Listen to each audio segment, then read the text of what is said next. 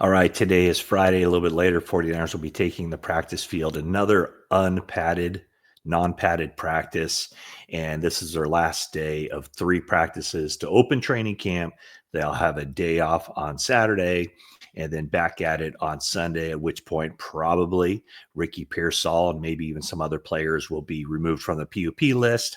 And then the first padded practice is on Monday. And so, a lot of times people will ask, how does this offensive lineman look, or that defensive lineman, or this running back, or whatever the case may be. And really, until the pads go on, and George Kittle said this on Wednesday, I believe it was, when he said, to him, football really doesn't begin until the pads go on. And so, the players who play positions where there's a lot of physicality, when the pads go on, that's when, the coach's eyes open. And I think that's when you can see, a little bit more anyway, what a player looks like, what he's made out of, and especially, with the rookies. And this year with the rookies, with those three defensive linemen trying to work their way into the mix, Michael Williams definitely off to a really good start in training camp, but that's before the pads go on. But a lot of those guys, because of the physicality, they aren't able to show what they're all about until the pads go on. Okay, so that's training camp. I've been doing camp roundups and recaps the first couple of days, and check those out if you haven't already, including my thoughts on a couple of wide receivers who have kind of stood out, maybe under the radar guys, a veteran, Russell Gage, and the rookie, Isaiah Nayor. So check those out. But today, as you can see by that graphic on the screen, I wanted to just kind of bring you up to date on my role at NBC Sports Bay Area and how it's going to be different here in the 2025 season.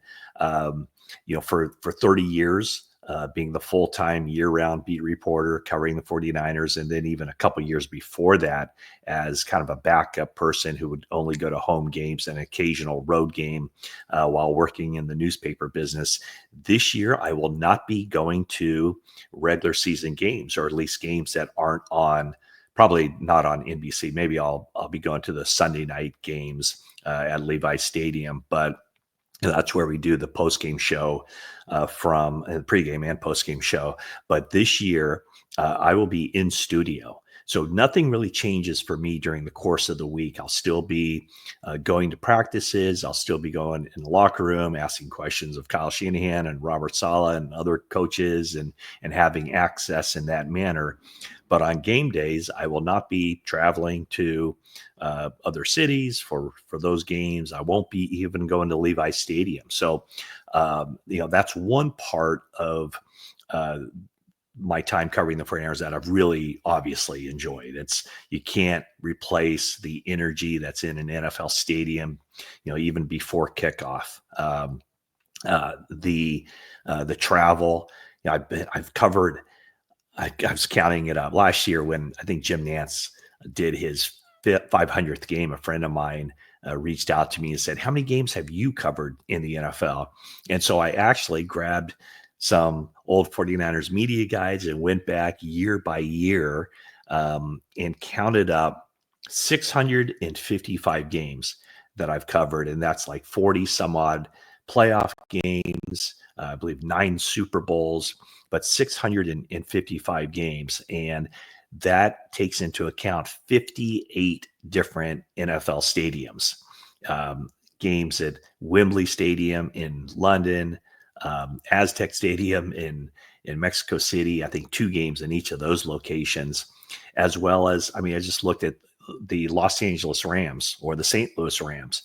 I missed when they played at Anaheim Stadium. My first year covering the 49ers was when they moved to St. Louis, and the first game there was at Busch Stadium, where the baseball team played. And so I covered games just for the Rams organization, regular season games at Busch Stadium, at the Dome, the Edward Jones Dome. I think before that it was called the TWA Dome. And then when they moved back to LA, it was a Coliseum and now SoFi Stadium. So I've covered Rams home games in 4 different stadiums, but all in all, 58 different stadiums in which I've I've covered games, just 49ers against the Rams. But the thing that's really stood out over the 30 years, and I would say probably the past 10 years, maybe a little bit more, a little bit less. Yeah, probably 10 to 15 years is just how big of a deal it's become for probably not only 49er fans, but just NFL fans to travel and see their team on the road. And so, whether it was, these years, the last few years with myself and Jennifer Lee Chan, working at NBC Sports Bay Area and doing the podcast, I mean, we would run into so many 49er fans in you name the city. Any place the 49ers are playing a road game, we would run into fans, and often it'd be the same people we'd see over and over. And so you develop those relationships. And then also, the thing that's transpired is 49er fans on the road, they show up early. They're there when the gates open, and they circle visiting team stadiums, the lower bowl, and they're yelling for players who are going over and signing autographs. Heck, they're shouting at me and Jennifer, all good stuff, of course. And then, in the restaurant scene, downtown, the night before the game or the night of the game, after the game, just a lot of 49er fans, a lot of love shown by those fans. So that is definitely something that I will miss. Now, my new role is pre and post game show. So I'm going to be in the studio an hour before every game on NBC Sports Bay Area. We have our pregame show. And then for an hour, as soon as the game's over, for an hour on NBC Sports Bay Area, we have our post-game show. I don't know all of the logistics as far as how people from outside the area can watch that. I think it is available on some subscriber packages. But also, stuff I say or stuff we do. Myself, Carlos Ramirez is the host of the show, and Rod Brooks, another analyst, along with me. A lot of that stuff shows up on social media whenever we say stuff. They clip it and put it on the NBC Sports Bay Area social media channel. So I am looking forward to being able to, whenever a game is over, to be able to kind of sink my teeth into it and give you my thoughts on the game, where things went right, where things went wrong. The reporting aspect of it is something that I'm certainly not going to abandon. I fully figure, and I've already given some players some heads up that, don't be surprised if you see a text from me waiting at your locker after the game, if I want some clarification on something or just maybe a little bit of insight. So I do intend to bring you insight that maybe you won't be able to get anywhere else on the game. And it's going to be immediate. That's kind of the exciting thing about live TV is just the immediacy of it. Just in the past, whenever I'd cover a game, yes, I'd go on the post-game show, but it'd be for like a 2 or 3 minute hit. And then, I'd kind of doing other things, writing, podcasting, everything else. But for our post-game show, it's going to be instant reaction. And so that's what you're going to get. You're going to get instant reaction. You're going to get my honest opinions on what's happening, and obviously some insight too into what the team was trying to do. Again, what went right, what went wrong, why it went right, why it went wrong. So those are kind of the aspects of my new job that I'm really looking forward to. As far as kind of reflecting on the time. Carlos did a little segment with me that we posted at NBC Sports Bay Area. And the one game I mentioned was that regular season game in 2019 that kind of stood out. Well, I kind of missed the boat on this. I had the right teams. I just didn't have the right game. Though probably the game that I covered that remains at the top of the list as far as just how unbelievable it was a game. And you know what? I should have found the picture. The San Jose Mercury News had a picture of me in the paper. I believe it was the next day, where I was on the sideline for one of these plays, and my mouth was agape because of just the utter shock of a late game play from that game. But what I'm telling you about is the game that probably stands out most was January of 2012. And remember, that was, the 2011 season. That was Jim Harbaugh's first year. A large percentage of the fan base, were probably excited at the prospect of a new quarterback coming to town to replace Alex Smith. But Alex Smith decided to stick around when he easily could have gone somewhere else. He stayed with the 49ers. And that was really the season, I think, that shifted the entire Alex Smith narrative from being, the number one pick and people were calling him a bust to him just being really appreciated, I think, for everything that he brought to the table. But the game I'm talking about was that game against the New Orleans Saints, the first 49ers playoff game in quite some time. And Candlestick Park was absolutely rocking that day. It was obviously a sellout crowd. There was energy inside Candlestick Park like I don't remember there ever being. And it was an absolutely wild game. And I think in the last 4 minutes of the game, the Saints scored a long touchdown to take the lead. And then Alex Smith, with 2 minutes left, had that 28-yard run around left end on the bootleg, a third down situation. And that was the play where I was on the sideline ready to do the post-game show on NBC Sports Bay Area.